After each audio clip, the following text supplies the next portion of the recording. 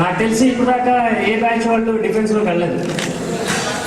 I myself I'm working in Indian air force.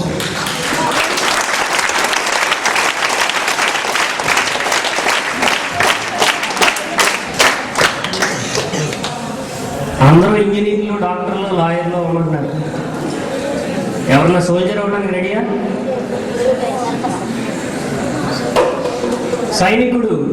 ఇంకొక తెలియని field ఉంది, that is air craft maintenance engineering. అంటే విమానాలు బాగు చేయడం. ఈ ఫీల్డ్ గురించి చాలా మంచి ఆపర్చునిటీస్ ఫ్యూచర్లో ఇండియాలో వస్తున్నాయి. దాని మీద కూడా శ్రద్ధ, దానికి కావాల్సింది ఏం లేదు, జస్ట్ కామన్ నాలెడ్జ్.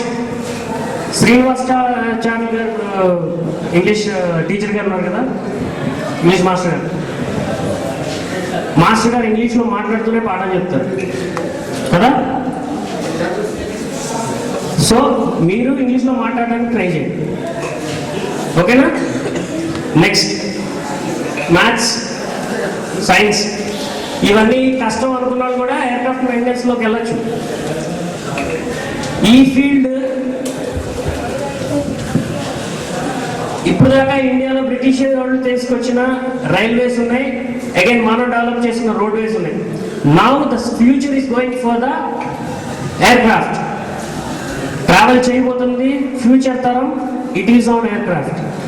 సో దాంట్లో కూడా అడుగు పెట్టండి మీరు అందరూ. ప్రతి వ్యక్తి కూడా తల్లిపుట్టల్లో పుట్టి పెరుగుతాడు, కానీ నేను ఈ సరస్వతి తల్లిపుట్టల్లో ఉన్నతని ఎత్తాను. ఎందుకంటే నేను ఈ బిల్డింగ్ మీద నుంచి పడిపోయాను, కాల్ ఫ్రాక్చర్ అయింది.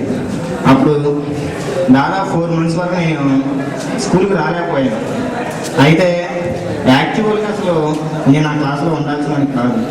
అప్పుడు స్వామి సారు, అట్లాగే శ్రీనివాసాచార్య గారు, ఇప్పుడు మీ ఇంగ్లీష్ టీచర్, వీళ్ళందరూ చాలా కోఆపరేషన్ చేశారు, నాకు చాలా సహకరించారు. అందుకని నేను ఇక్కడ 10వ తరగతి వరకు పూర్తి చేయగలిగాను. నేను ఇక్కడ చదువుకునేటప్పుడు మరి 2 years వరకు కాలువ స్టీల్ రాటే ఉంది.